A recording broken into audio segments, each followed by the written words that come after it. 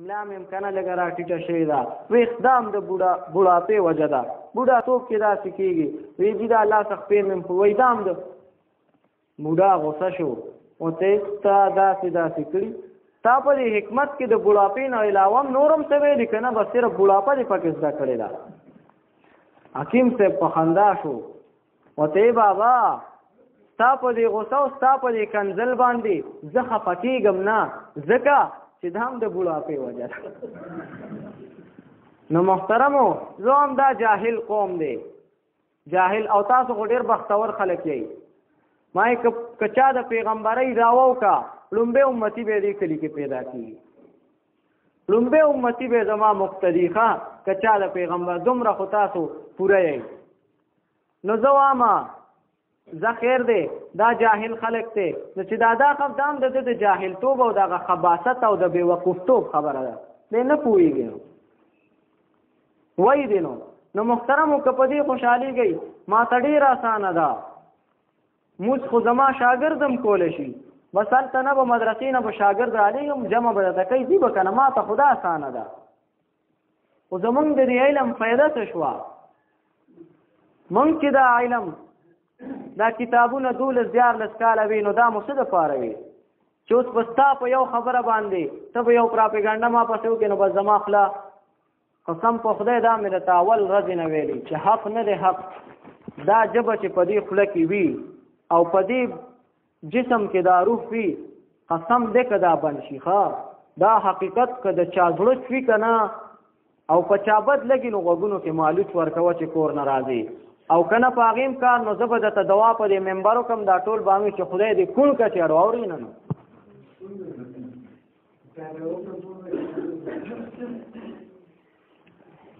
نو استاد دا خبره کوي چې یاره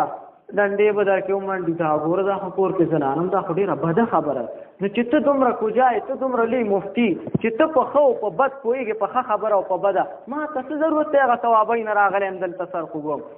تا په کلي کې دومره مفتي اعظم شته راشه خپل ممبر دې سنبال که خپل جماعت دې سنبال که خپل قوم دې د خپل کلی دی او چې ته خو پوه استاجي کوم دلته ګني کړلي یا شولې چا به ګاڼی کوي او بیا استاجي خو یو څادر دی هم خوږه دی استاجي به درنه خپل جماعت دې سنبال کا موږ ته جماعتونه ډېر چې سرې نو ټوپۍ ډېرې دلته نه بل جماعت کې خو حقیقت به وو او دا مې درته ویلو نه به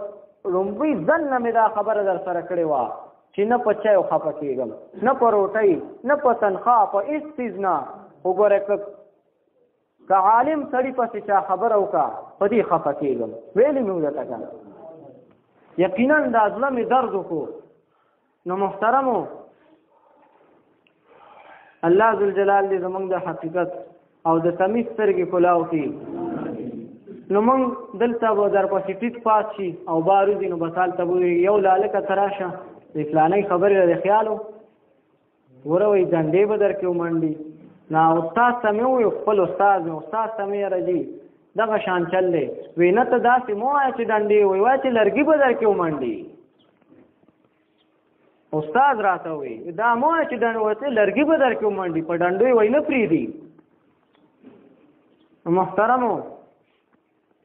ګنټه تقریر چې نورو کې هغه بس ظالم مولا او کافر مسالې یا په دې ختمه شي چې یو خبره دی نو ما خو ورته ویلي زه کمزور یم لا علم یم کم عمر یم کم عقل یم نه پوهېږم وځي بعضې وخت خولې نه داسې خبره خو چې ته پوهېږې نو کاکا ته راشه زه به دلته کښېنم ته راشه تا نه به څه زده کړو که نه نو الله ذوالجلال دې زمونږ د حقیقت د تمیز سترګې کلاو کړي محترمو الله ذوالجلال عرض مې کولو الله ذوالجلال انسان ته دومره لوی مقام دومره لوی مرتبه دا چې ورکړې دی په دې قرآن او انسان ګوره د ځان له خوشحالۍ لپاره اسباب لټوي بچې وشي زوی وشي نو صی به ډزه څه چل شوی فلاني زوی شوی بیا هغه لږ داسې ښه شي تکړه شي سنتي ډزه څه چل دی فلانکي د زوی سنت دی ښه بیا داسې تکړه شي دویم دریم کې پاس شي ډزه څه چل دی په فلاني ځای پات شوی بیا داسې لسم کې ښې نمبرې والي نو وایي جونګړو کې به در باندې روټۍ خورم اوس خو دا جونګړې ډېرې شو هر ځای دی موټر وی سره هم جونګړې او دې خوا هم جونګړې او هغه سره دریاب کې هر ځای جونګړې وایي جونګړو کې به در باندې روټۍ خورم او په سړک باندې بورډ لګولی چې د دومره نمبر یې اغوښتي لګولی که نه هلکه څه چلو شو ستا په سړک بورډ ولګېدو څه چلو شو غټ شوي 1 کیلو واز در پور ورخطا نه یاره استاد وي ته په څه پوهېږې مې ښځه نو زه خو نه پوهېږم ته ووایه لکه څه د څه به اوس په اسلامیه کالج کې داخله میلاو شي مې ښځه میلاو شو ته نو بیا دې به ډېر ښو نمبرو باندې اف یې وکړي مې زه ویې کړو زه سر یې وخوړو نو بیا به دغه وکړي که نه بي یې به وکړي ښځه ویې کړو بیا به ایم یې وکړي زه ویې کړو نو بیا به یې ده ته ښه نوکري میلاو شي نو په آرام کښېنه دمو که دا پاکستان دی دی به هغه چک ګرځوي زه سر یې وخوړو نوکري مو ته میلاو شوه نو بیا دی به ښه تنخوالي بس دی به هم ناست دی زه به هم ناست یم مور به یم یو زه به هم بس د سوک د سره به خورو دی به تنخوالي او ګاډی به بنګله به او فلان مې په آرام کښېنه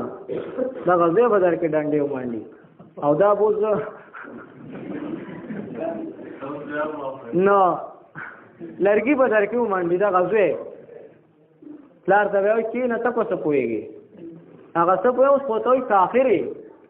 وایي کافرانو نه یو ته نه چې کافران مشرکان نو دا ته د کافر او د مشرک میراث خو بیا نه دا ته د چا په کور کې د چا په جیدات کې ناستې وایي نه هغه ټایم کې مسلمان و اوس نو خلک انسان مسلمانان دا د خوشحالۍ لپاره ځان ته موقع لټوي انسانان الله ذوالجلال وایي قل بفضل الله وبرحمته فبذلك فليفرحوا الله وایي د خوشحالۍ 2 څیزونه دي په دې 2 څیزونو باندې خوشحاله شئ قل بفضل الله ففضل د الله خوشحاله شئ فضل د الله ایمان دی په ایمان باندې خوشحاله شه وبرحمته فرحمت د الله خوشحاله شئ رحمت د الله تعالی قرآن دی بچی دی قرآن وی ختم وکړو الله وی فبذلك فليفرحوا څومره خوشحالي چې دنه کېږي نو کوه ورباندې الله ذوالجلال دی مونږ قرآن سره مینه پیدا کړي الله ذوالجلال دی زمونږ بچي دینداران صالحان کړي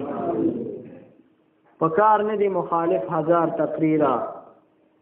پکار نه دی مخالف 1000 تقریرا مناسب د حال دا یو کلام داستان شي او چې په زړه کې مینه نه وي